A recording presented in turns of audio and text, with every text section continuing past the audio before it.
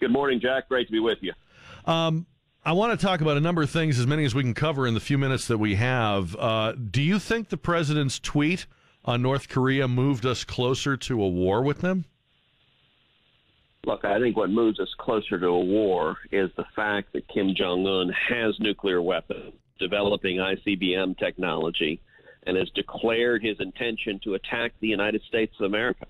That is a profoundly dangerous situation. And what I heard just a minute ago, you're talking about the talking heads on MSNBC. What I'd be willing to bet not a single one of them is acknowledging is that the reason Kim Jong-un has nuclear weapons, that we have this danger in the first place, is because of the grave mistakes of the Clinton administration. Bill Clinton led the world in lifting sanctions on North Korea in exchange for a promise from Kim Jong-il, Kim Jong-un's father, not to develop nuclear weapons. That was foolish. That was naive.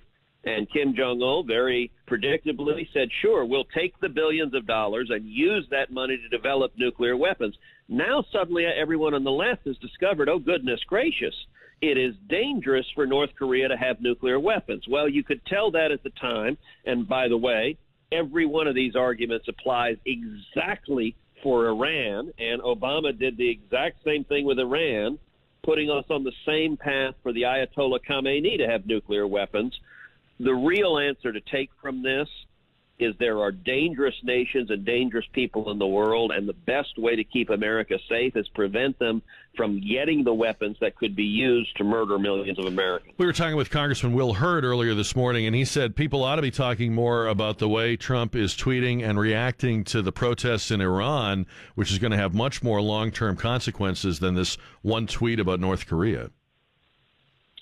Look, I think that is very important. What's happening in Iran, we have a moment here that could be extraordinarily consequential. You've got thousands upon thousands of people taking to the streets in Iran, risking their lives to stand up against the dictatorial Islamic Republic. They want freedom. They want to be with the West. They want to be free from oppression. You know, in Iran, being homosexual is punishable by death. They throw you off a building or throw rocks on you. In Iran, you know, some of the images that are among the most powerful is their women standing up, pulling off their hijab, pulling off their veil, their face mask, and standing in the public square holding it up. Look, those women, those young women, you want to talk about bravery. Bravery is not walking around with a pink hat yelling at people. Bravery is standing in the public square saying, I, a woman, will not be oppressed, will show my face in public. And those women who are doing it are quite literally risking torture and death. Those images, if the government, if the Ayatollah captures them, they will use those images to convict them and in all likelihood sentence them to, at a minimum, torture and more likely death.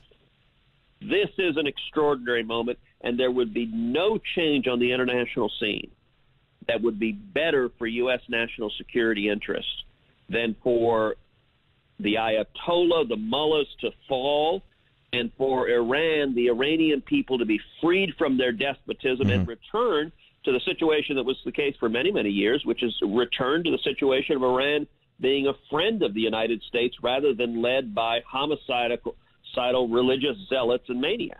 We're talking with Senator Ted Cruz right now on 550 KTSA. You're going back to a Senate now that just swore in Doug Jones from Alabama and Tina Smith from Minnesota. The Republican majority now is 51, and as we've seen, even that is really a majority on paper because very often one or more Republicans defects. What is 2018 going to look like for your agenda and for the Republican agenda in the Senate? Well, there's no doubt we have an excruciatingly narrow majority. We had an excruciatingly narrow majority last year with 52, and you saw how painful it was, how difficult it was to keep 50 out of 52 Republicans on the same page. Obviously, with one fewer down to 51, it's going to be even more difficult. That being said, I don't think that can be an excuse. We need to continue delivering. I am proud that Republicans came together at the end of last year on a major tax cut that is going to benefit small businesses and farmers and ranchers, a tax cut that's going to benefit young people, that's going to benefit parents, that's going to benefit working men and women, a tax cut designed to bring more jobs back to America, to bring manufacturing jobs back to America, to raise wages. That's what we were elected to do our jobs. We managed to do it even with our fractious, divided conference. And I'll tell you, Jack, what I'm spending every waking moment doing, both in 2018, just like in 2017, is trying to bring our Republicans together, trying to get us on one page, to deliver on the promises we made. We've still got a lot of work to do, and even with a narrow majority, we got to get the job done. You're going to be challenged in your campaign this year on the charge that you spent your first term running for president and that you weren't working for Texas. What is your response to that going to be? Well, I promised people of Texas in 2012 that if you elected me, that I would fight with every breath in my body to defend freedom and to defend the Constitution.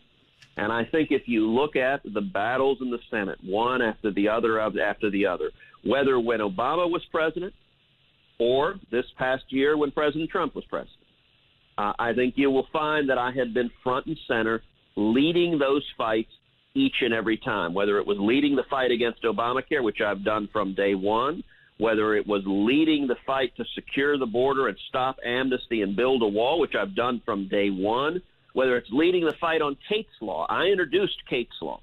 Kate's Law, named after beautiful Kate Steinle, 32-year-old woman who was murdered in San Francisco by a repeat illegal alien with multiple criminal convictions who kept coming in illegally over and over and over again, kept getting released over and over and over again, finally killed that beautiful young woman. Kate's Law provides that if an illegal alien with an aggravated felony comes in a second time, there's a mandatory minimum prison sentence so that individual would have been in prison. Kate Steinle still would have been alive. Issue after issue after issue, or under President Trump last year, leading the fight to confirm Neil Gorsuch to the Supreme Court, leading the fight to confirm strong constitutionalists to the federal courts, including two just a few weeks ago to the Fifth Circuit covering Texas, leading the fight to pass this tax reform, including within it the first major and the most significant federal school choice legislation in history. It was my amendment that was introduced. It passed 50-50 with the vice president, breaking the tie that takes college 529 savings plans and now allows, not only can you save for college for them, you can now save for K through 12 education. You can use them to pay for public school, for private school, for parochial school, for religious school. Every parent can spend up to $10,000 per child per year from a tax advantage 529. That is a record, I believe, of delivering on the promises I made to the people of Texas, of standing and fighting each and every day for the principles I promised I'd fight for. Now, here's the hard question, Senator. Okay, last question. This is the hard one. We were talking right before you came on the air. People were calling in with their favorite historical movie of all time. What is your favorite historical movie of all time? I don't know about the historical piece, but I'll say my favorite movie of all time is unquestionably The Princess Bride. I adore that movie. I've seen it hundreds of times, and nothing is more fun than sitting with my daughters and watching it, reliving it with them. I think The Princess Bride, every line in that movie is brilliantly conceived. That is one you can watch over and over again. All right, but we certainly would not consider that a historical movie. But so, if you want a historical, movie, give me a historical movie. Throw one out at me. Amazing Grace. Oh yeah, okay. It's a wonderful, wonderful movie. It's the story of William Wilberforce, who was a British member of Parliament. In Parliament, right? And he led the crusade against the slave trade in Great Britain. And at the time, the slave trade, England was the largest slave trader on the face of the earth, and it was the biggest industry in Great Britain. And he stood up in Parliament and said, slavery is wrong, this is immoral, this is evil, we should end it. And as the movie starts, he's a young member of Parliament, and he's advocating that, and he's laughed at, he's ridiculed. To give you an example, that would be like in Texas, someone standing up saying, we should ban oil and gas. Right. I mean, you would be laughed out of the room because our industry is based very, very heavily on oil and gas. Yeah. By the way, we shouldn't ban oil and gas, No. but England should have and did finally ban the slave trade, and it took 50 years of his fighting over and over and over again. And as an old man near the end of his life, he was there when Parliament passed the legislation outlawing slavery and outlawing the slave trade forever. And it's an amazing journey illustrating the power of what's standing for principle and speaking the truth despite incredible opposition, despite all odds. Amazing Grace is just a That is a great one. Yeah, I'm glad you mentioned that. We hadn't had that one mentioned yet. Senator Cruz, always appreciate your time, sir. Happy New Year to you, and we'll talk to you again soon, I hope. Happy New Year. God bless.